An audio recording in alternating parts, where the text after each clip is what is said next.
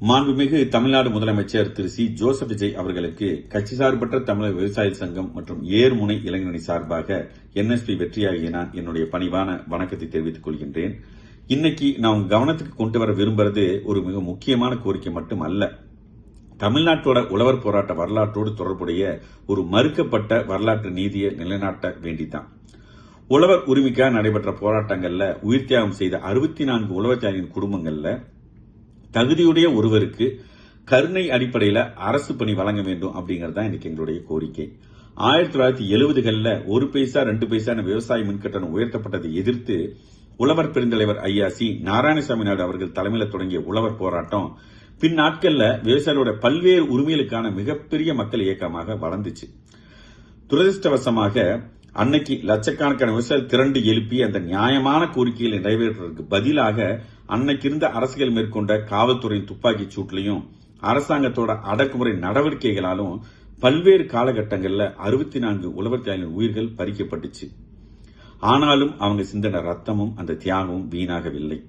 அந்த போராட்டங்களின் விளைவாகத்தான் தமிழ்நாட்டில் விவசாயிகளுக்கு இலவச மின்சாரம் வழங்கும் கொள்கை உருவாச்சு. இன்னைக்கு விளைபொருட்களுக்கு உரிய விலை கிடைக்காமையும் தாங்க விளைவிச்ச விளைபொருளுக்கு விலை நிர்ணயம் செய்ய முடியாமையும் கடுமையான பொருளாதார நெருக்கடி இருக்கிற விவசாயிகளுக்கு இலவச மின்சார திட்டமே தொடர்ந்து விவசாயம் செய்வதற்கு மிகப்பெரிய துணையா இருக்குன்னு சொன்னா மிகையாகாது. அதனால இலவச மின்சாரம் அப்படிங்கறது ஒரு சாதாரணமான அரசு வழங்கும் திட்டமா மட்டும் நாங்க நினைக்கல.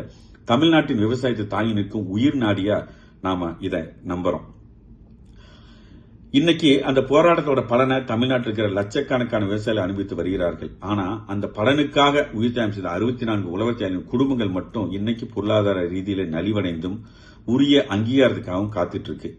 ஒரு போராட்டத்தோட பலனை மக்கள் அனுபவிக்கிறதும் அந்த போராட்டத்துக்காக உயிர் தியாகம் செஞ்சவங்களை அரசு கௌரவிக்கிறதும் ரெண்டு இணைஞ்சா மட்டும்தான் அந்த வரலாறு முழுமை பெறும் அப்படின்னு நாங்க நம்புறோம். முன்னாள் சட்டமன்ற உறுப்பினர் உழவர் காவலர் திரு NS பழனிசாமி அவர்கள் உழவர் இயக்கத்தின் பிரதிநிதியாக சட்டமன்றத்தில் பணியாற்றிய காலகட்டத்தில் தொடர்ந்து வலியுறுத்தியதன் விளைவாகவும் பல்வேறு விவசாய சங்கங்களின் தொடர் முயற்சியின் காரணமாகவும் மாண்புமிகு முன்னாள் முதலமைச்சர் மறைந்த செல்வி ஜெயலலிதா அம்மையார் அவர்கள் 64 உழவர் தியாகிகளின் குடும்பங்களுக்கும் தலம் 5 லட்சம் ரூபாய் நிவாரண நிதி உதவி வழங்கினாங்க.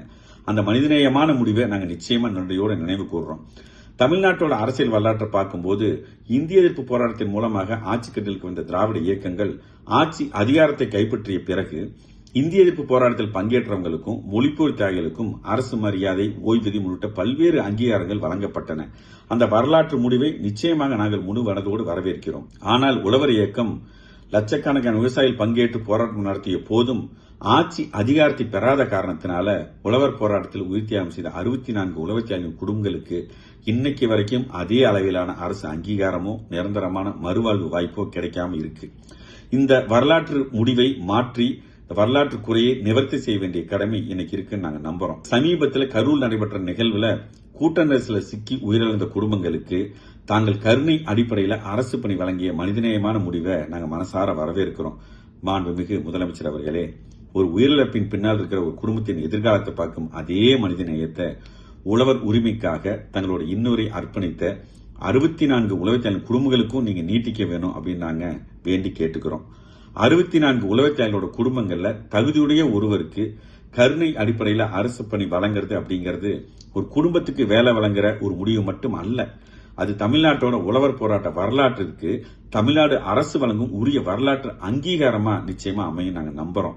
அதோட மக்கள் நலனுக்காக உயிர் தியாகம் செய்தவங்களை தமிழ்நாடு ஒருபோதும் மறக்காது என்ற உயரிய முன்னுதாரணமும் இதனால உருவாகும். இந்த வரலாற்று நீதியை நிலைநாட்டும் முடிவை தாங்க நிச்சயமா எடுப்பீங்க அப்படிங்கிற நம்பிக்கையோட கட்சி சார்பற்ற தமிழக விவசாய சங்கம் ஏர்முனை இளைஞரணி சார்பாக இந்த கோரிக்கையை கவனத்துக்கு கொண்டு வர்றோம்.